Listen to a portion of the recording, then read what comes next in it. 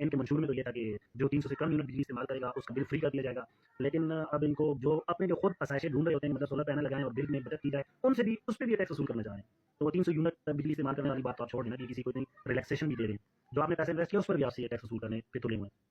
तो मेरे ख्याल से गलती हम आवाम की है कि आवाम हाथ पर हाथ रख के बैठे हुए हैं या चूड़ियाँ पहन के बैठ गए हैं। तो अगर जब तक आवाम स्टैंड नहीं लेगी तो हुकूमत इसी तरह आवाम को लूटती रहेगी। तो हम सबका ये फ़र्ज़ बनता है कि इनके खिलाफ कम से कम अगर एहतजाज नहीं कर सकते, बाहर नहीं निकल सकते, तो सोशल मीडिया एक ऐसा प्लेटफ़ॉर्म है जिस पर आप अपने हक के लिए आवाज़ तो उठा सकते हैं। कम से कम आवाज़ उठाइए, थोड़ा-सा इन पर प्रेशर आएगा, जिसकी वजह से ये अपना हो सकता है कि एलामिया चेंज कर दें। उन्होंने टैक्स से बचने के लिए, जो बिलों पे टैक्स लगते थे और बिलों में जो यूनिट महंगा पड़ता है उससे बचने के लिए अपनी इन्वेस्टमेंट करके, किसी ने 20 लाख की, किसी ने 15 लाख की, किसी ने 22 लाख की इन्वेस्टमेंट करके अपने घरों पर सोलर पैनल लगाए। अब उस सोलर पैनल के ऊपर वो टैक्स पे करेंगे, 20 किलोवाट वाला 40,000 पे करेगा। यानी 20 किलोवाट लगाया ही उस बंदे ने था जिसको महीने का 50-60 हजार रुपया बिल एक्स्ट्रा देना पड़ रहा था।